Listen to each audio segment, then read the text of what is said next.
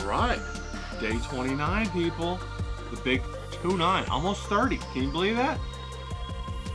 Chilling here with Marge. Let's give her a little love.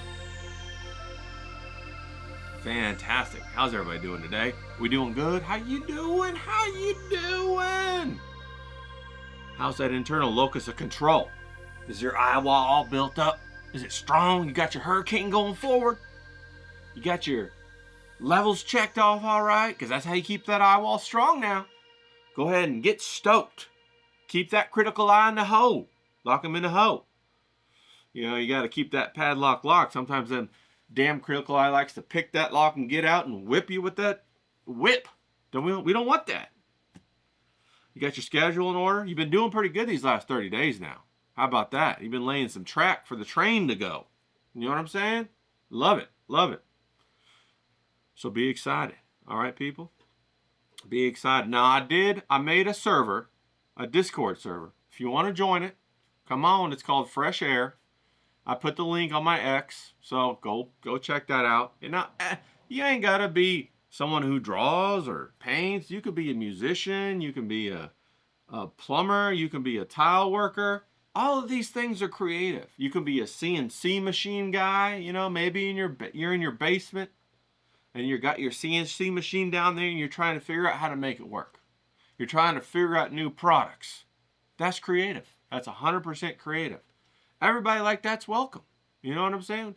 Because everything we talk about applies to every discipline. Across the board. Okay, people? Across the board. You know, maybe you're trying to refine how to grow mushrooms or something. You know? A little Ryan Hartnett shout out right there, okay? That's all creative. That's all creative, okay? So come on over, join the server. Now, hey, this is my first time setting up a Discord server. I don't know what the hell I'm doing. All right? But hey, we're going to make it fun. We're going to make the rooms or the boards or whatever the hell we're going to do and have a good time over there. So come on over and chit-chat with us, all right? Now, on Sunday Funday coming up, we're going to have that party. So make sure you get your party supplies, okay, people? I don't know, whatever it is that you're going to get. Maybe some Colombian sugar. I don't know. Maybe some donuts. Who knows? Maybe it's lasagna. Yeah, that sounds pretty good. We're going to do that on Sunday, all right? Now, don't forget to get your watercolor stuff because right on Monday is going to be day 0 for our watercolor action. Okay, now day 0 is like the shoot the shit day. All right, we're going to just shoot the shit, going to show it off, going to talk a little bit about it. And then day 1, we're going to get going. Okay, so that's day 0. So get whatever you need to get. Now, if you want to just come along for the ride, but you ain't, you know, got no love for watercolor, that's fine. You could keep sketching. You could do colored pencils, watercolor pencils, markers, you know, ballpoint pen. It don't matter. We're going to talk about it. But we are going to talk about stuff with the added layer of information of color. Okay? So, you know, color and value. We're going to talk about that. Okay? And from the point of view of watercolor, obviously. You know, hell, after this month, maybe we'll do a marker or maybe we'll do color pencils or maybe we'll do something else. Maybe collage. I don't know. It'll be cool though. So, you know, come along for the ride. It'll be fun. You'll have a good time. Plus, we talk about life in here, don't we? We talk about life, creativity, creating a pipeline, a workflow, so that you can channel that creativity into your product, okay? And everything associated with it from a psychological point of view. How could you not want to be in here on this? Come on. All right. So, what else we got? Oh, I was going to say, for the watercolor stuff, get yourself a little board. Something like this, right? You got your book. You got to put it on there and you prop it up. I prop mine up with some weights or something. Because what you want is you want your watercolor paper to sit at a little bit of an angle so the water runs down. Okay? You keep the bead of water always running down towards the bottom of the page. You don't want to keep it flat so it pulls up. When it pulls up, it's going to fucking destroy all your colors. And then you're going to have a headache because you're sloshing around water everywhere. I don't want that. You don't want that. Who wants a headache? You know what I'm saying? Hey, if you get a headache, you got to be blonde, got to have some big boobs. No, you don't even want that. You're headache free, people. Stay headache free. Okay, come on now. All right. Well, I'm looking at my other announcements, trying to make sure we got everything good to go. All right. Okay. So that's all the announcements. All right. Fantastic. Big relief. Okay. So what I wanted to say, something pretty interesting, okay? Now, when you're going about your life, I used to think about things like I had to plan everything out. Plan it out, make it happen. But there's a limiting factor in there. Yeah, limiting factor. The limiting factor is what you can plan, is what your vision is. Okay? So I want to say this. Prepare yourself for opportunities beyond your vision. Think about that for a minute. Okay? You want to give yourself permission to be available for things beyond your vision. Okay?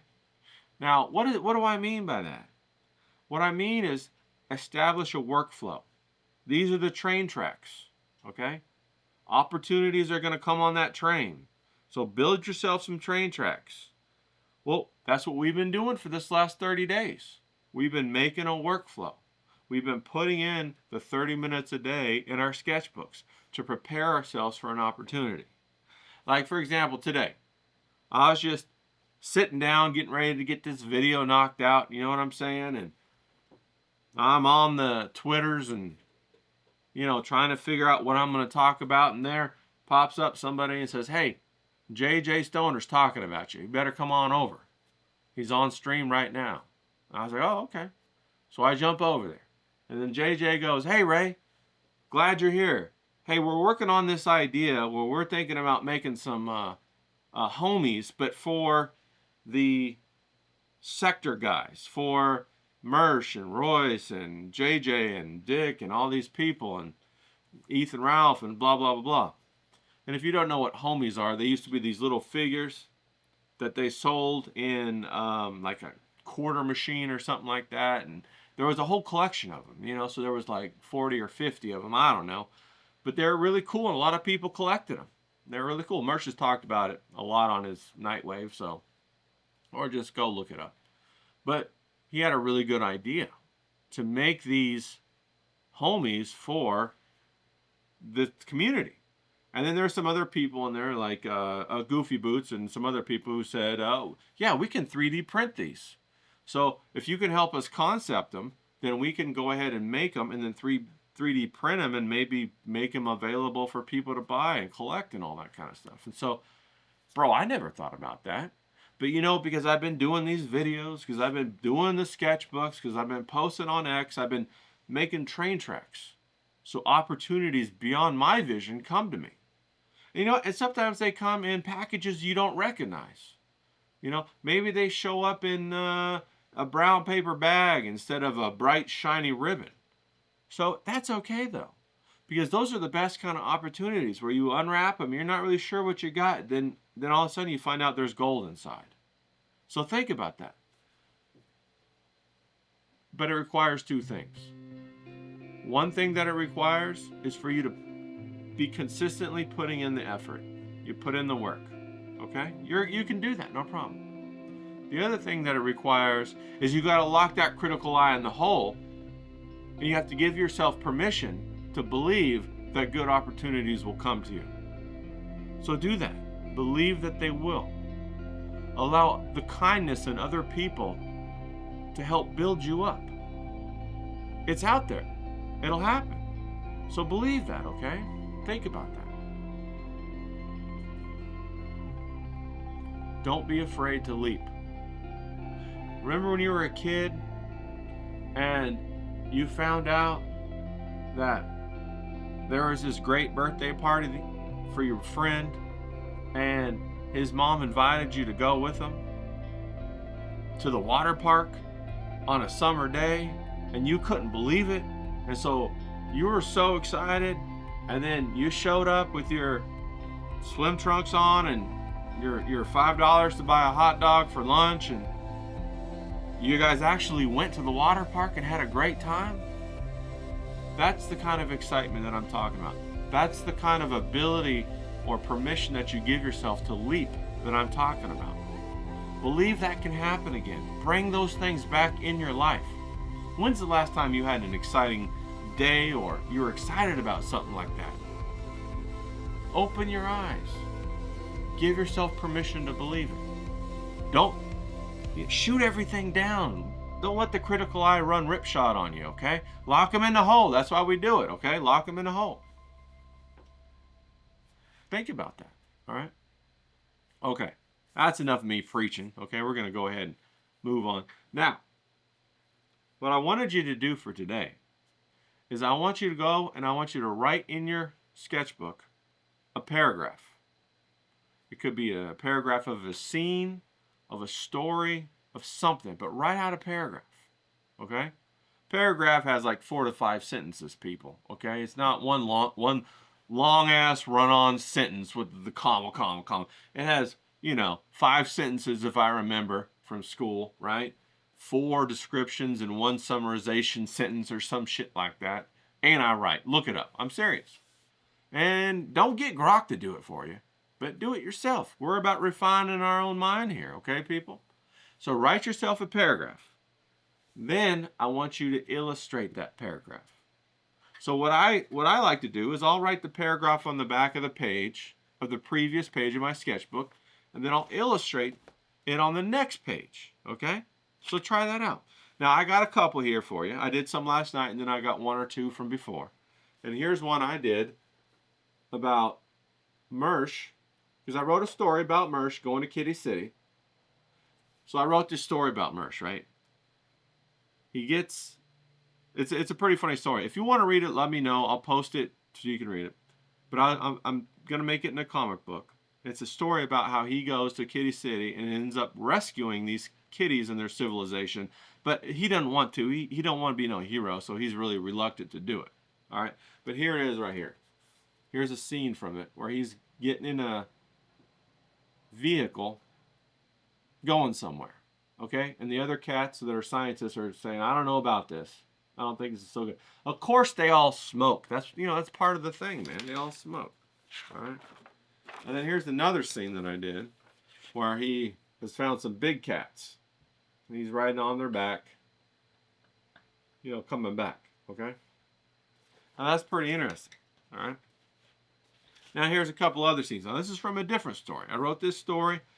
Now this is pretty funny.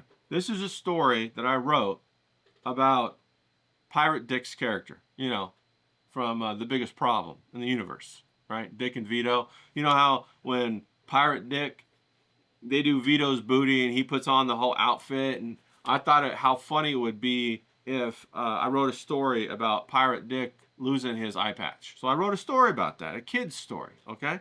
And so here's some of the concept stuff for that, right? So we got Pirate Dick right there, watercolor. Okay? Now, these are just from a couple of paragraphs, right? In the story. Then here's another one of him sitting at his desk with all his hats behind him. He got that funky wallpaper. And he's got a dog shark. A shark that is his dog. And then he's got an octopus, bro. But the octopus lives in a fishbowl. You see what I'm saying?